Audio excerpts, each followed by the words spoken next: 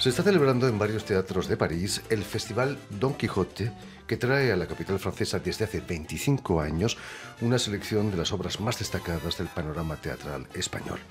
En esta su 25ª edición destaca la obra El Triángulo Azul de Laila Ripoll y Mariano Llorente, galardonados el año pasado con el Premio Nacional de Literatura Dramática, que se presenta precisamente en el Café de la Danse aquí en París. Y precisamente para hablarnos de esta obra que ha triunfado en España, pero también en América Latina, Laila Ripoll ha sido tan amable de venir hasta nuestros estudios. Buenas tardes, Laila. Hola, buenas tardes. Y sobre todo, muchísimas gracias por haber aceptado nuestra invitación. Gracias. Has venido maravillosamente acompañada de Luis Jiménez, director del Festival Don Quijote. Felicidades, don Luis, por estos 25 años. Permíteme antes que nada que explique que has nacido, Laila, en Madrid en 1964 y que eres licenciada por la Real Escuela de Arte Dramático. El teatro, Laila, te viene de familia. Eres hija de actriz y de director de espacios dramáticos en televisión. ¿Cuáles son tus primeros recuerdos teatrales? Teatrales, bueno, pues tengo un recuerdo muy claro que fue ver a mi madre haciendo en el Teatro Jovellanos de Gijón, debía tener yo 6-7 años, y estar entre cajas viendo a mi madre actuar y decidir que no quería hacer otra cosa ya con mi vida más que estar encima de un escenario. ¿Tu madre no intentó disuadirte diciendo, sí, no, eso del teatro? Sí, pero no, está claro que no le funcionó. ¿Cómo fue la infancia de Laila? Bien, normal, una infancia normal y corriente de cualquier niño español de finales de los 60, principios de los 70. Y, bueno. ¿Viajabas mucho con tus padres? No, en aquella época no se viajaba tampoco demasiado. Laila, ¿cuándo subes por primera vez a un escenario? Pues profesionalmente, después de entrar en la escuela, después de entrar en la RESAD, ya con 21 años, 21 años, en un festival que se llamaba Joven Escena Libre, y pues sí, debía tener 21 años, sí. ¿Te vieron tus padres? Sí, claro. Por supuesto. Claro. ¿Qué recuerdos te quedan de ese día? Bueno, pues supongo que lo tengo ya confuso, porque fueron muchas cosas. En esos 3 años de escuela fueron muchas cosas, pero supongo que una emoción grande, claro. Como decíamos, entras en la Escuela de Arte Dramático. ¿Es allí donde te interesas por la escritura teatral? Bueno, la escritura yo creo que me ha interesado siempre. Yo he sido una gran lectora, he sido una lectora voraz desde muy pronto. He leído mucho teatro, he leído mucha novela, he leído mucho relato y supongo que siempre he estado ahí, ¿no? Como espectadora, ¿ha habido alguna obra que ha marcado especialmente esos años de estudios, por ejemplo? Hubo muchas. Una, por ejemplo, recuerdo un Tito Andrónico de la Royal Shakespeare, dirigido por Debra Wagner en la Sala Olimpia, lo que era el Teatro Olimpia, que me dejó impactadísima, por ejemplo. Brutal. Brutal. Eso, y Una madre de Gorki, de una compañía de Moscú, de la compañía Taganka, que también. En 1991 vas a cofundar junto a Mariano Llorente y otros actores la productora Mico Micón, con la que vas a dirigir muchos espectáculos. Eran los años de la Expo de Sevilla, sí, de los Juegos Olímpicos de Barcelona. España iba bien, ¿no? Bueno, iba bien, pero luego llegó la crisis del 93 inmediatamente después, o sea que bueno, de todas maneras el teatro es un eterno enfermo y afortunadamente no acaba de morirse nunca, pero ¿Con qué intenciones fundáis Mico Bueno, Micón? nosotros hicimos el curso que se inventó Adolfo Marsillac a finales de los 80 en la Compañía Nacional de Teatro Clásico para formar a jóvenes actores, para recuperar un poco el patrimonio del teatro clásico español, que se había interrumpido esa tradición, y él intentó recuperarlo de alguna manera con actores jóvenes, e hizo un curso en el que había gente pues, como María Jesús Valdés o Josefina García Araiz, grandes nombres relacionados con el teatro clásico, enseñándonos. Y cuando acabó ese curso, algunos nos quedamos como con sensación de querer profundizar, con sensación de ir más allá. Entonces realmente Mico Micón, por eso tiene ese nombre cervantino, porque empezó intentando ser una compañía de repertorio de teatro clásico y sobre todo de relecturas de teatro clásico, el poder coger a un texto de Lope y convertirlo en material contemporáneo, un poco como lo que veíamos que hacían los ingleses, sobre todo los ingleses, compañías precisamente como la Royal o directores como Declan Donnellan, seguir un poco esa línea. ¿No te avergüenza confesar que tus influencias son Cervantes, Lope, Calderón? No, Quevedo, sobre todo Lope. ¿Es un peso el teatro clásico español para un actor o un director en España, o al revés, da alas? Yo creo que es fundamental, es como intentar pintar sin saber quién es Velázquez o Goya. No se puede escribir ni se puede hacer teatro sin saber quién es Lope, Calderón, Tirso y Cervantes. Para un castellano parlante es nuestro patrimonio y es nuestro pan. ¿Qué nos han enseñado esos clásicos? Todo. En materia teatral todo, a nivel de lengua, a nivel de ritmo, a nivel de poesía, a nivel de imágenes, a nivel de teatral, de carpintería, de oficio. Yo por lo menos he aprendido todo con ellos. ¿Cuáles son las razones de que Hamlet sea mucho más popular que el Segismundo de la vida sueña, Calderón? Pues es una buena pregunta. ¿Qué hemos hecho los españoles para que no? ¿O qué no hemos hecho? Pues yo creo que es eso, que no hemos hecho. No, bueno, no somos expertos en querer lo nuestro, ni somos expertos en saberlo vender, ¿no? Al margen de que Hamlet tenga unas virtudes que son innegables, pero bueno, Segismundo es un... Bueno, tenemos también a Don Juan y tenemos a la Celestina.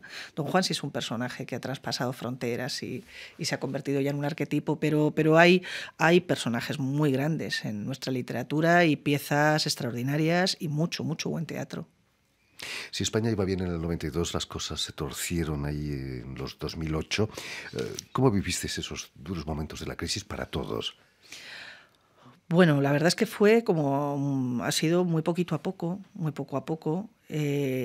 Lo que pasa es que en mi caso ha sido raro porque yo justo en el 2008 me quedo embarazada y en el 2009 tengo a mi hijo. Entonces, claro, evidentemente vives las cosas de una manera muy distinta porque no es lo mismo que te venga así de golpe a que te venga con una cosa que ha sido muy deseada y que te ha cambiado la vida para bien.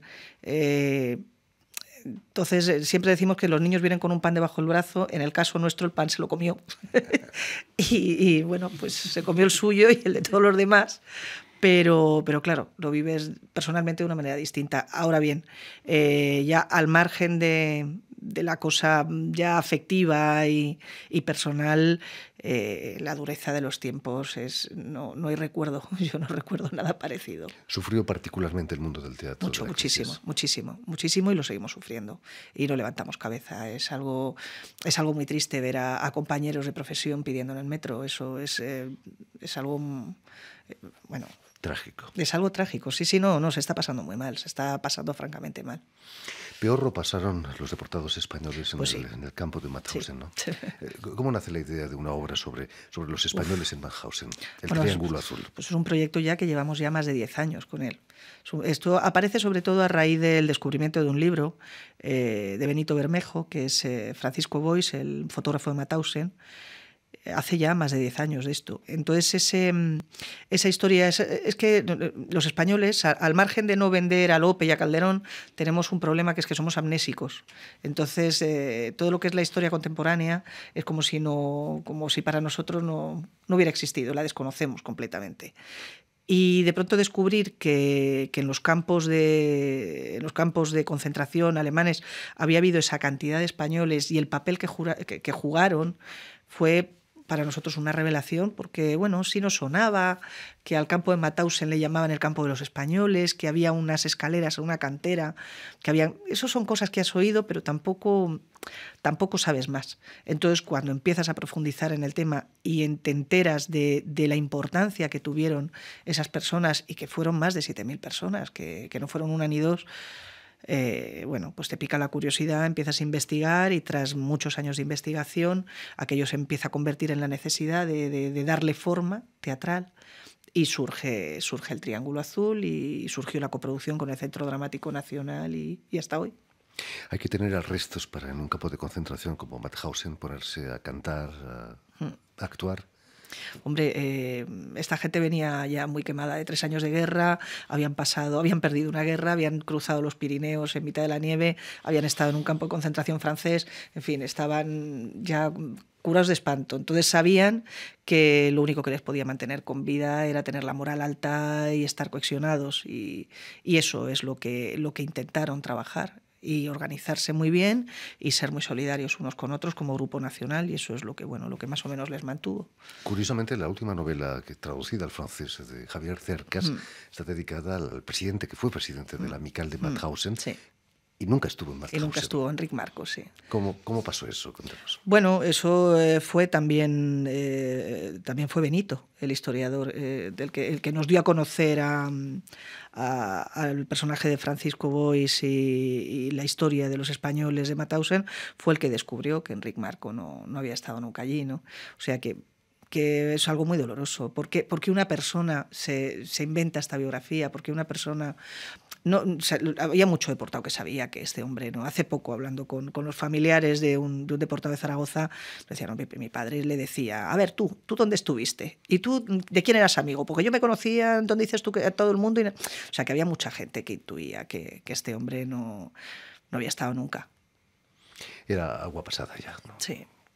En otro campo de concentración, el compositor francés Olivier Messiaen había compuesto un cuarteto, el Quatuor pour la fin du temps, el cuarteto para el fin de los tiempos, y además lo interpretaron con instrumentos que se fabricaron ellos mismos con cajas. La música, el arte, es la única solución, la única medicina para el horror, contra el horror.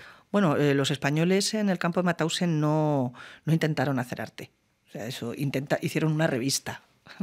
Intentaron divertirse, intentaron pasarlo bien, intentaron escapar del horror por el sentido del humor. Yo creo que hay algo importante, que debemos ser de los pocos países del mundo en el que en los velatorios y en los entierros se cuenta chistes. Y es nuestra manera de huir. Nuestra manera de huir del espanto es mediante el humor negro, y en las minas se canta, en el trabajo en la forja se canta, trabajando se canta, y es intentar escapar del esfuerzo, del cansancio y de lo desagradable pues no sé si por la belleza, por la diversión, y es de alguna manera lo que intentaron hacer. Yo creo que en su cabeza no estaba hacer arte, en su cabeza estaba divertirse y relativizar y poderse reír de alguna manera de ese espanto cotidiano en el que estaban metidos.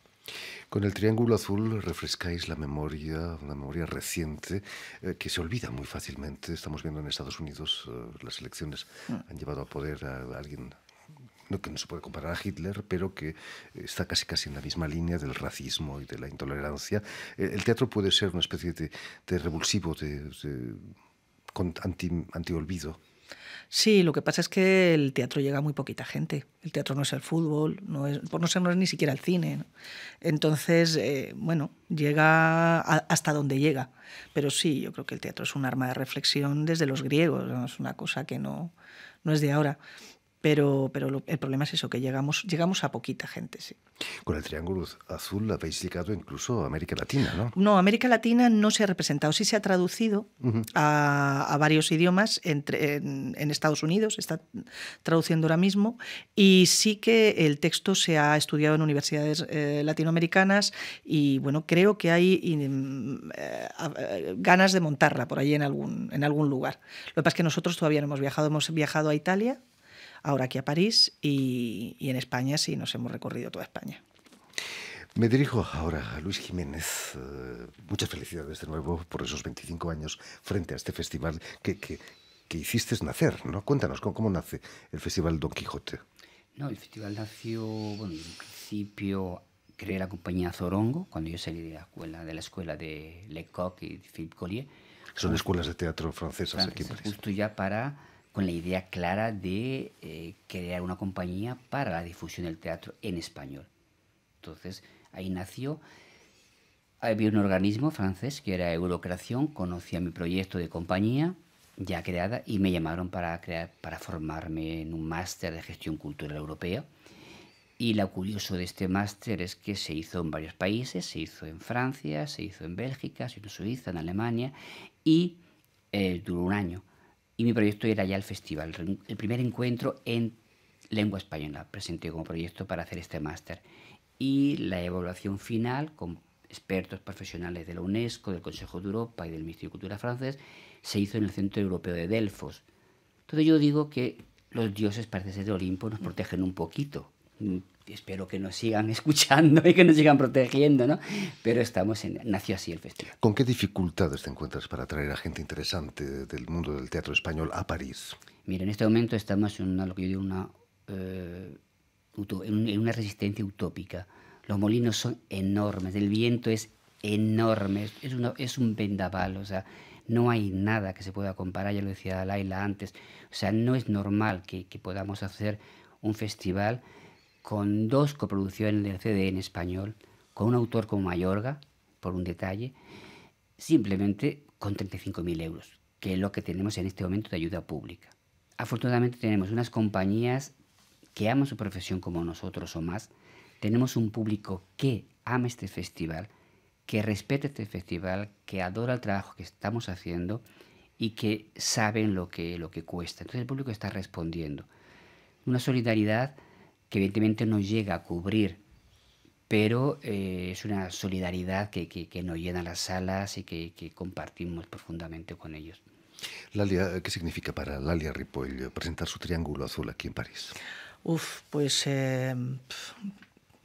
en fin, o sea, teniendo en cuenta que este es el país que acogió luego a esta gente cuando terminó la guerra no tenían patria a la que regresar. Fue el único colectivo nacional que no tuvo un lugar al que regresar después de la guerra, porque fue el único país que no había perdido la guerra. Franco no permitía la vuelta de esta gente después de haberles abandonado y haberlos entregado a los nazis. Entonces se convirtieron en franceses. El único país que les acogió fue Francia, que, bueno, con lo cual el vínculo es enorme. Posiblemente van a venir tanto a las 2 representaciones descendientes de estos deportados, incluso algún superviviente todavía de los más jóvenes. Y supongo que va a ser tremendamente emocionante. Ya tuvimos la ocasión, cuando estuvimos en el Centro Dramático Nacional, en el Valle Inclán, de que viniera a ver la función José Marfil, que vive en Perpiñán y es uno de los pocos supervivientes que quedan, que su padre fue el primer español muerto en el campo de Mauthausen. Estaban el padre y el hijo presos. Y vino a Madrid a ver la función y bueno, fue conmovedor, fue emocionante, fue algo tremendo y supongo que aquí pues va a pasar lo mismo. Aparte, la función acaba con el canto de los partisanos, que era muy importante para el colectivo español, pero también para el colectivo francés, porque se juntaron en el campo tanto franceses como españoles en ese sentido de luchar juntos y bueno, va a haber lágrimas esta noche seguro. Pues ya lo saben, tienen una cita este lunes y martes también en el Café de la Danse aquí en París para 2 representaciones del Triángulo Azul, obra de Laila Ripoll y Mariano Llorente. Y si queréis volver a ver íntegramente, escuchar íntegramente esta entrevista o incluso verla, como decíamos, lo podéis hacer en nuestra página web RFI en español, en YouTube, por supuesto, o en la página Facebook de la emisión El Invitado de RFI. Y permitidme también saludar a Julian Leng, quien está detrás de los cristales, a cargo de que todo salga bien en el terreno auditivo y visual de esta emisión. Gracias de nuevo a ambos y mucho éxito aquí en París. Gracias. Gracias, Llore.